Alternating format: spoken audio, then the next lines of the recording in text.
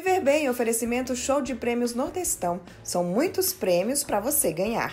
Instituto de Radiologia, excelência em cada diagnóstico.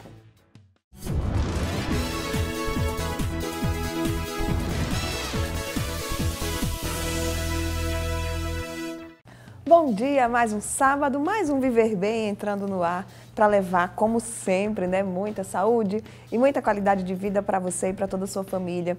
No programa de hoje a gente vai falar sobre check-up do coração, sobre plantas medicinais e também, já que estamos aí no Setembro Dourado, eu fui até a casa do Val Paiva para a gente conhecer um pouco das histórias das crianças que tiveram aí o diagnóstico precoce do câncer infanto-juvenil e vamos destacar também quais os sinais e sintomas que os pais devem ficar atentos, porque quando a gente fala em câncer infantil, o diagnóstico precoce é essencial. Lembre-se que você pode manter contato direto com a gente, com a nossa produção, através do nosso perfil, dos nossos perfis nas redes sociais. Guia Viver Bem no Instagram, no Twitter, no Facebook.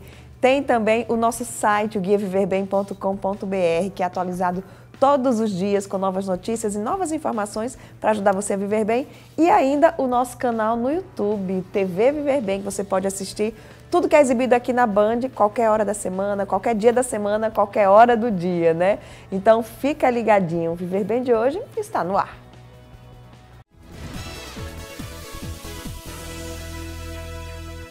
O mês de setembro também é o mês que a gente comemora o Dia Mundial do Coração. O coração é esse órgão que é tão importante para o nosso corpo, para a nossa saúde, mas tem muita gente que não dá a devida importância. E a gente convidou hoje o cardiologista, Dr. Pablo Carvalho, lá do Cardiocentro, para a gente falar um pouquinho sobre a importância desse cuidado, a importância do check-up do coração. Bom dia, Dr. Pablo, bem-vindo. Olá. Primeira vez, né, aqui no Viver Bem? Primeira vez aqui. Coisa boa, seja bem-vindo. Dr. Pablo, então, quando a gente fala em check-up do coração, o que é que as pessoas devem levar em consideração? A partir de que idade a gente deve fazer esse check-up e quais são os principais exames? Certo. Eu falo muito que a gente precisa individualizar essa investigação, né? Então, vai depender dos fatores de risco de cada paciente, né? Então, o paciente que é tabagista, que é obeso, que tem colesterol alto, esse paciente ele precisa de uma atenção muito maior, não é? Mas, de uma forma geral, se tiver qualquer sintoma e a partir dos 35 anos de idade, essa investigação ela se faz necessária, né? Claro que isso pode ser feito a qualquer idade, principalmente se tiver sintomas, né? Ou se for fazer uma atividade física, é interessante ser testado antes. Independente da idade? Independente da idade, jovens, porque como vai ser submetido a uma atividade intensa, né? Academia, crossfit, corrida, eu sou a favor de que a gente veja o que está acontecendo com exames simples, né? Um teste ergométrico, por exemplo, um ecocardiograma. Então, a gente ali consegue ver bastante coisa, como o coração reage quando ele é estimulado no exercício, né? Então, a gente consegue avaliar várias coisas, arritmia, capacidade cardiopulmonar. Então, eu acho que é bem interessante. Quando você fala em sintomas, quem apresentar sintomas deve procurar antes. Que sintomas seriam esses? Olha, os principais: desmaios, dor torácica é o principal, né? E uma dispneia, que é a falta de ar, aquele cansaço que o paciente vê que é um cansaço desproporcional à atividade que ele está fazendo, né?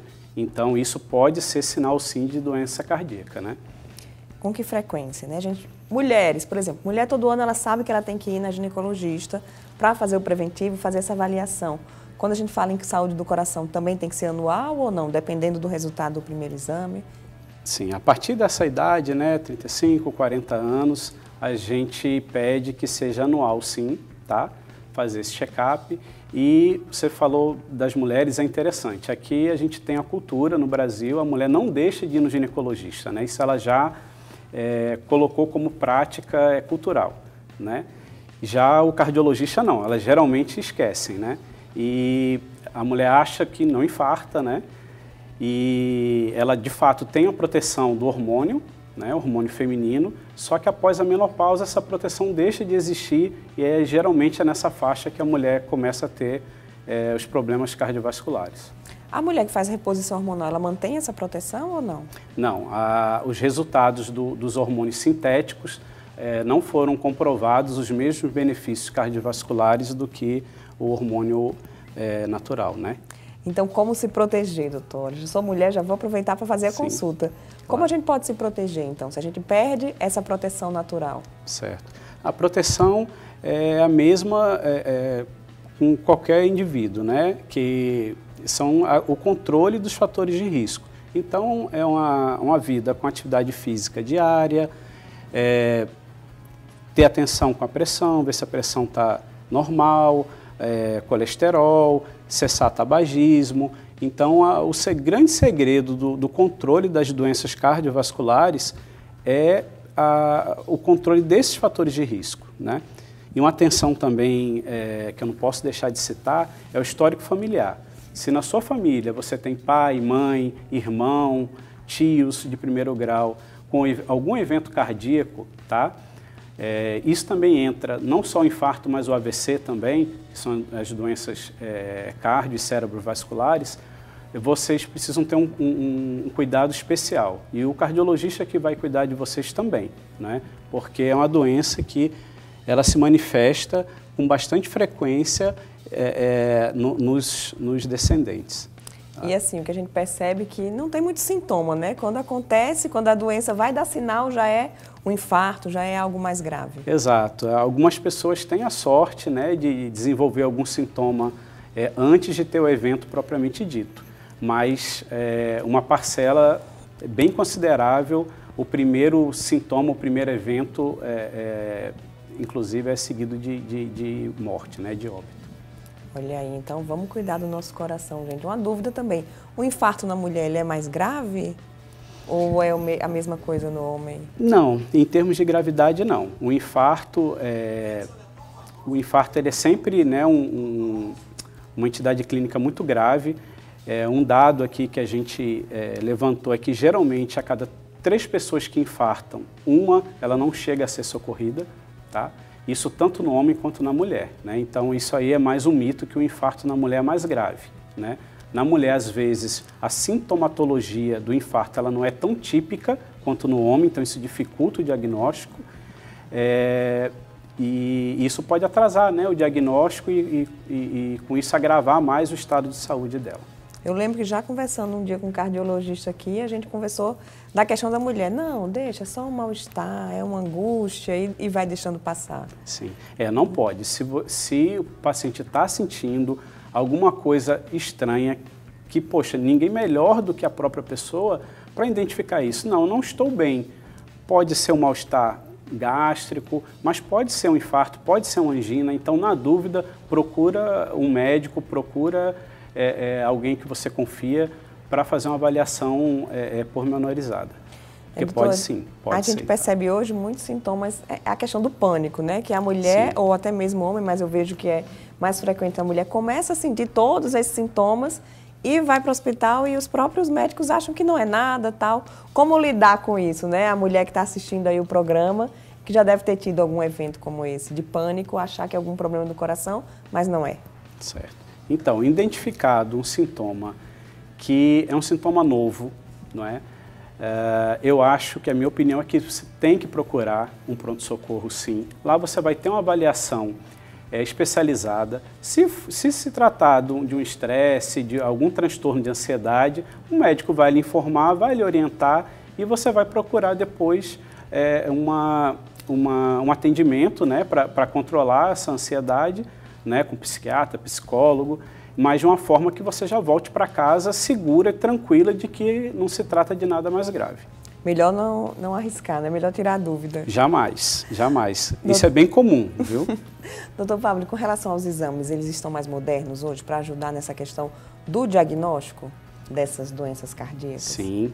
A medicina evoluiu muito e a medicina cardiovascular foi uma das partes da medicina que mais evoluiu. Só que o que acontece? Por que a gente pode nos perguntar por que a medicina evoluiu tanto e as pessoas não param de morrer? Por que a incidência das doenças cardíacas só aumentam, né? Então, assim, a medicina ficou muito mais avançada, então quem infarta hoje tem uma chance de morrer muito menor do que há 20 anos atrás, não é? Os prontos-socorros da cidade, eles são equipados com gente capacitada e com material capacitado para isso, com a rapidez no diagnóstico, né?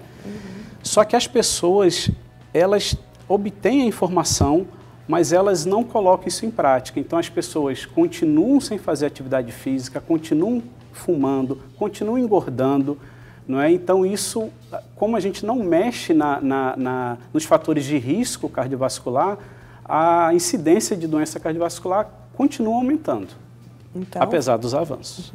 Então fica aí o conselho, né? O nosso tempo é curtinho, mas eu queria que o senhor aproveitasse aí esse momento para dar esses conselhos para quem está assistindo o programa.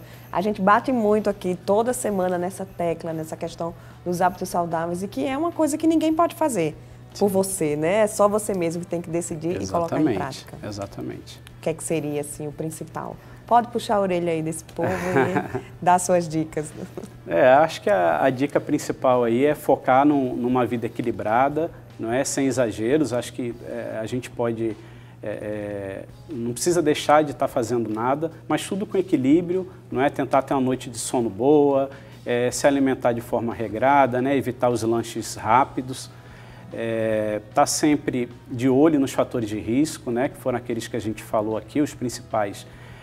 O tabagismo, o diabetes, a dislipidemia, que é o colesterol e triglicerídeos altos, a glicemia de jejum, que é a taxa de açúcar no sangue, e fazer atividade física. Não precisa ser uma atividade física intensa, mas ela precisa ser regular, ela precisa ser diária, não é? Então, controlado todos esses fatores de risco, a gente diminui muito a chance de evento cardíaco, muito mesmo. Olha aí, que coisa boa. Doutor Pablo, muito obrigada.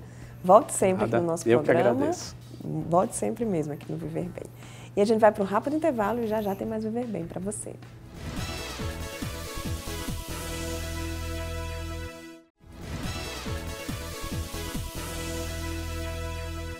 Estamos no Setembro Amarelo, então eu fiz uma visita à casa do Val Paiva para a gente conhecer um pouco das histórias das crianças que tiveram sim um diagnóstico precoce do câncer infanto-juvenil e a importância dele para a cura. Lawane tem apenas 5 anos, é de Caicó e veio para Natal no início de agosto. Eu vim modo caroço do meu ladinho da minha barriga. O caroço do ladinho da barriga que Lawane se refere é, na verdade, um tumor de Wilms, o tipo de tumor renal maligno mais frequente em crianças. Agora, ela já está em tratamento, mas chegar ao diagnóstico não foi tão fácil. Ela sentia muita dor na barriga e eu comecei a descobrir aqui alto e durinho.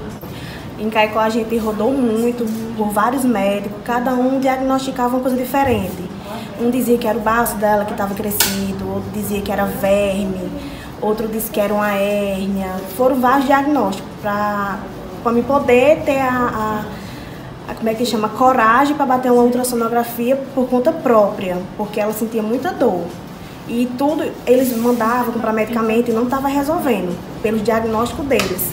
Não estava resolvendo. Aí eu percebi o nódulo aqui bem alto, aí bateu o ultrassom, foi que diagnosticou um nódulo de 9 centímetros. Aí quando a gente veio pra cá, foi que descobriu que é um tumor de Wilms. Dia primeiro dia que a gente descobriu, no dia 2 já começou a tomar quimioterapia para diminuir, para poder fazer a cirurgia. A estimativa do INCA é que cerca de 12 mil novos casos de câncer infanto-juvenil sejam diagnosticados no Brasil esse ano. 80% dos casos têm chances de cura, desde que sejam diagnosticados precocemente.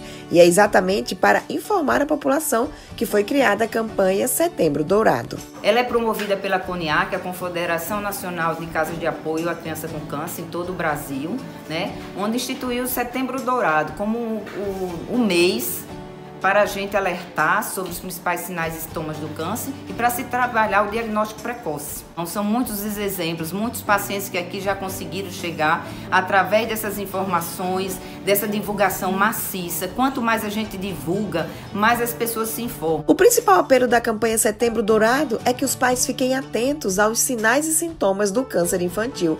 Procure um médico caso identifique manchas roxas, sangramentos pelo corpo sem machucado, caroço em qualquer parte do corpo, principalmente na barriga, febre prolongada de causa não identificada, olho esbranquiçado, reflexo branco no centro do olho, especialmente nas fotos com flash, cansaço, fraqueza, tontura, dores na cabeça, falta de ar e palidez repentina, ânsia, vômitos, convulsões e dor de cabeça. Não deixe de ouvir as queixas das crianças e dos adolescentes. Eles não mentem. Eles, se estão sentindo isso, procure auxílio do posto de saúde mais próximo à sua casa, de médicos, para que a gente possa diagnosticar a tempo e receber o tratamento adequado, para que tenha qualidade de vida.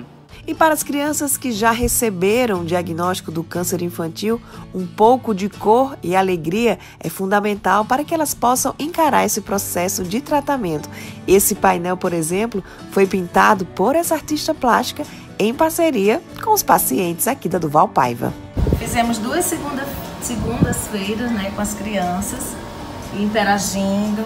Cada um desenhava um bonequinho, eu chamando para completar os desenhos. Alguns não queriam vir, mas sou super feliz, assim, eles vieram, participaram. A gente colocou mãozinhas carimbadas, alguns não podiam escrever, colocavam os dedinhos, alguém colocou o narizinho também. Eles fizeram aqui o caquito, que é a marca da casa, né? E aí todo mundo foi fazendo sua colaboração. Agora, a Lawane, que é a personagem da nossa matéria, ela também participou, ó. A Lawane fez essa flor aqui, ó. Inclusive ela assinou o nomezinho dela, Lawane Ellen. Ela fez esse coração também. A gente vai para o rápido intervalo, não saia daí. Já já tem mais Viver Bem para você.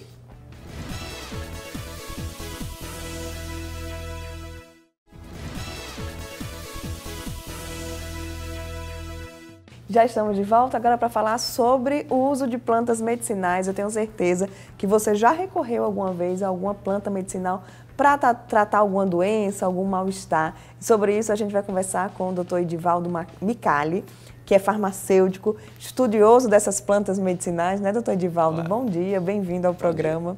Então, doutor Edivaldo, a gente estava brincando aqui antes de começar o programa, quem já tinha tomado uma planta medicinal para tratar qual problema? Vamos falar aí algumas? Isso. Algumas das plantas que ajudam a solucionar. É interessante porque as plantas medicinais, elas fazem parte do nosso dia a dia. E hoje mesmo, acho que tanto eu quanto você usamos uma planta medicinal pela manhã, que foi o café. Né? O café é uma planta medicinal. E que quando nós tomamos o café, nós não estávamos interessados sim naquela água escura, e sim na cafeína, que é para dar um empurrão no nosso dia. Então, toda planta medicinal que ela faz algum sucesso, que as pessoas têm ela na memória para tratar alguma situação, alguma alteração na saúde, na verdade, são os compostos químicos que ela apresenta que vai trazer um bem-estar devido ao seu uso, seja na forma de um chá, de uma cápsula, de um extrato, né? Ou até na própria forma da planta comestível, como, por exemplo, como alguém come uma porção de agrião para poder melhorar o desempenho do sistema respiratório, né? Pode ser na forma alimentar também. Chazinho de alho para gripe, é válido? Isso, é válido. O chá de alho para gripe, ele tem uma função muito boa. O alho, na verdade, é quase que uma panaceia, porque tem muitas indicações. Mas é interessante, Juliana, porque o chá de alho, ele é mais interessante para baixar a pressão arterial, enquanto o óleo de alho, que é o mais conveniente para melhorar uma gripe. Claro, ingerindo o dente de alho, né, continua sendo uma forma inteligente de controlar a gripe, né? Mas o chá de alho é muito melhor para baixar a pressão. As plantas medicinais têm contraindicação, doutor Edivaldo? Olha, Juliana, todo produto tem contraindicação, não haveria de ser diferente com as plantas medicinais. A primeira contraindicação é quando se usa a planta erradamente. Tem muitas plantas que são parecidas uma com a outra, então às vezes se escolhe a planta errada, esse é um ponto, né? A outra coisa é até a própria forma de utilizar. É muito comum ainda algumas orientações que a gente vê por aí, que se diz assim, olha, faça 1 litro de chá, guarde na geladeira e use durante o dia. Isso é errado.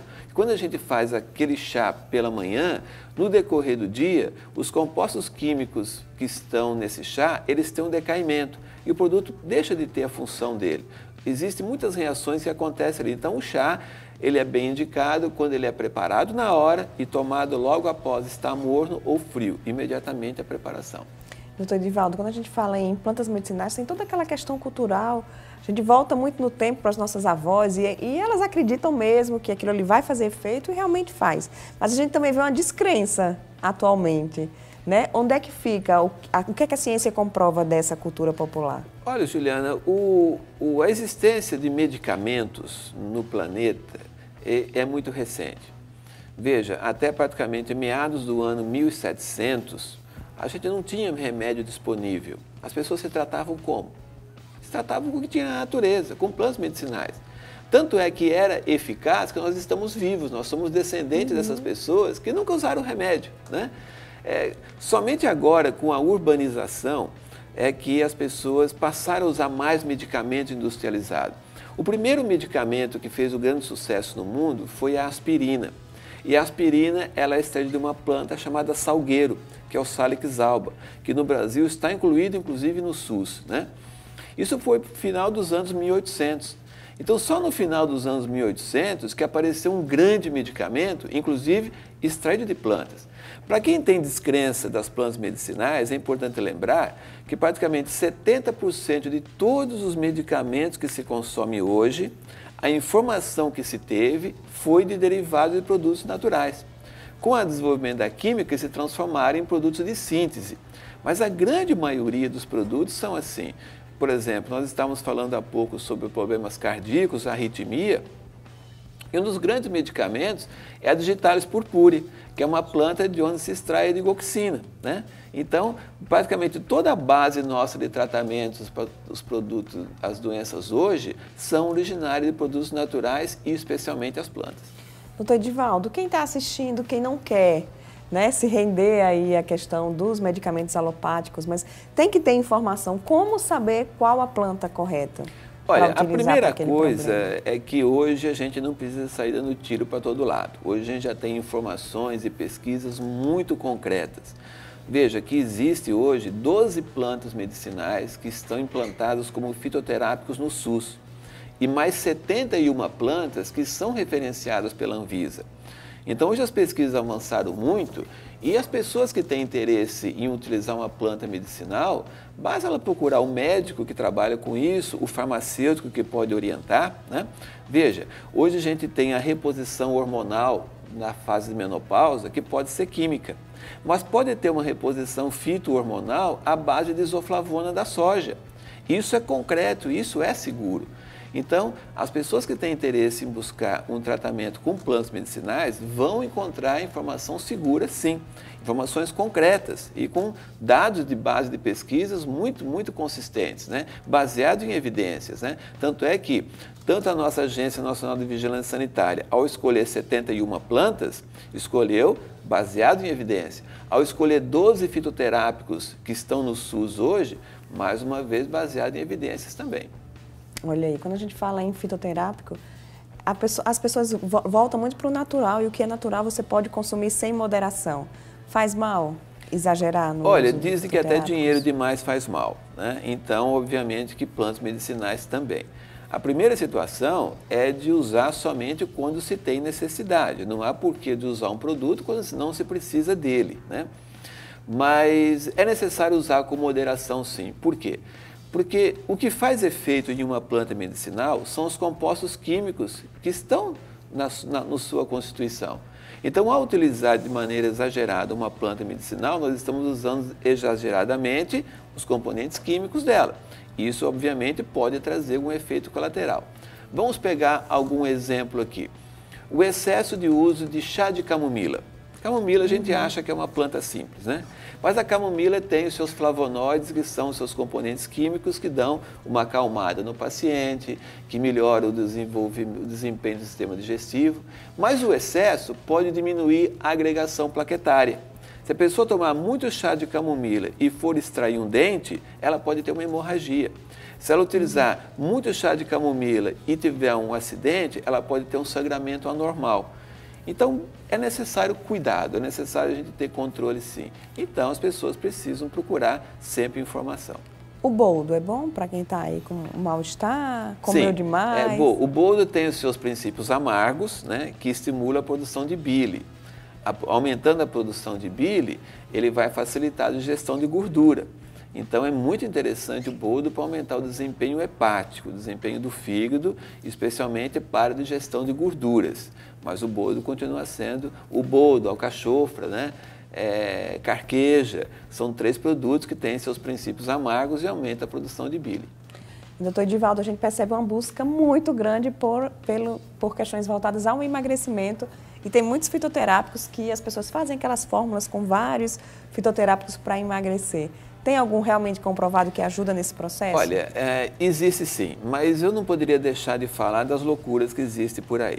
Nós encontramos, inclusive, vendas indiscriminadas de produtos que não têm registro. É comum haver até pessoas que vendem porta a porta esses produtos. É necessário muito cuidado, porque esses produtos trazem efeitos colaterais muito graves. Mas nós vamos encontrar, sim, algumas plantas medicinais que têm efeito termogênico, que acelera a queima de gordura, que diminui a gordura localizada quando associado a outros tratamentos, né? E também produto que vai reduzir, facilitar o metabolismo de gordura e de açúcares. Vamos pegar alguns exemplos. A berinjela. A berinjela é uma planta medicinal que diminui muito a absorção de gordura. Nós vamos encontrar também o chá verde, que é um termogênico, é um acelerador do metabolismo. Nós vamos encontrar o alcachofra, que também diminui o acúmulo de gordura. Então, há plantas medicinais com resultados muito consistentes. Mas, acima de tudo, eu reforço que é importante que as pessoas, ao utilizar uma planta medicinal, utilizem das mãos de profissionais. A vida é muito curta e valiosa para a gente se entregar aos caprichos de produtos meio malucos que tem por aí. É buscar sempre a orientação de um nutricionista ou do farmacêutico. Farmacêutico, do médico, sempre é muito importante. Ótimo. Doutor Edivaldo, muito obrigada. Volte sempre aqui no nosso programa. Obrigado, à disposição. Viver Bem de hoje fica por aqui. Muito obrigada por sua audiência. Lembre-se, né, como eu falei no início do programa, você pode manter contato direto com a nossa produção através do guiaviverbem.com.br e dos nossos perfis nas redes sociais. Guia Viver Bem, no Twitter, no Facebook, no Instagram e tem também nosso canal no YouTube, que é o TV Viver Bem. Beijo, ótimo final de semana. No próximo sábado a gente se encontra mais uma vez aqui na Band. Eu estou te esperando.